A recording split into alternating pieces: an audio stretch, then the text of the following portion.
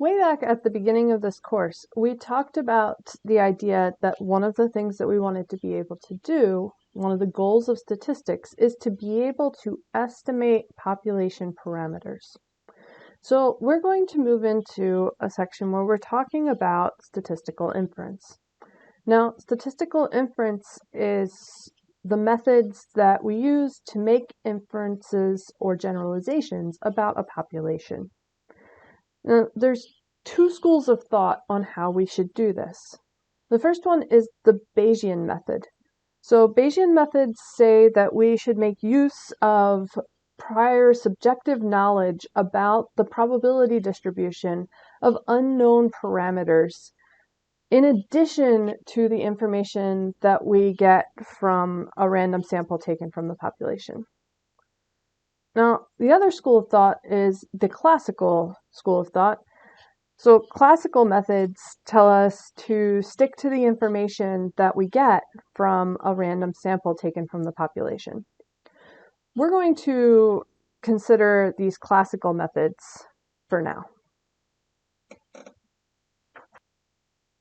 Now, both Bayesian methods and classical methods give us ways to do two primary tasks with statistical inferences.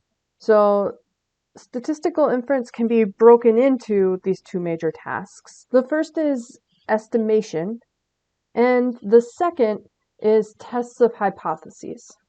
So not only are we going to first focus on classical methods, we're first going to look at classical methods for estimating. Remember, when we talk about a statistic is any function of a random variable. It constitutes a random sample.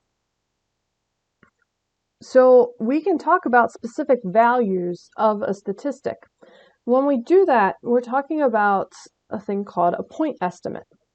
So a point estimate of some population parameter is a single value of a statistic. Now, the statistics that we're using, these functions, they're estimators of the population parameter. So what makes one statistic better than another, one estimator better than another? Well, ideally, it's unbiased. So when we say an estimator is unbiased, what we want is the mean of the sampling distribution of the statistic to equal the population parameter. And if that happens, then we consider that statistic to be unbiased, an unbiased estimator. So what happens if we have multiple unbiased estimators? How do we determine which one we should use? Well, it's helpful to look at the variance sometimes. So we can take a look at the variance, and with the variance, we can see how efficient the statistics are as estimators.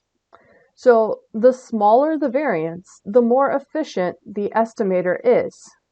So if we have two unbiased estimators, the one that's most efficient is usually the preferred statistic to use. Ultimately, it's great to be able to give a point estimate for a population parameter.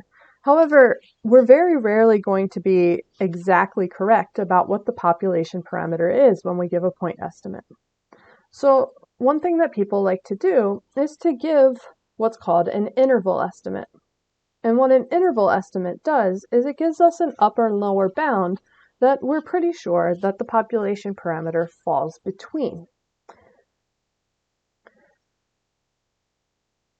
So we actually end up with a statistic estimating a lower bound and a statistic estimating an upper bound for where we think the population parameter falls.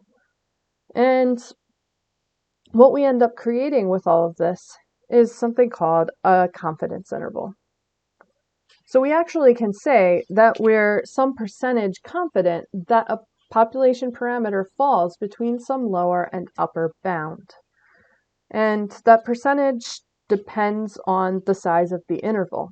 So we create the interval in accordance with the confidence we'd like to have. So as you can imagine, the more confident we are, the larger the interval needs to be.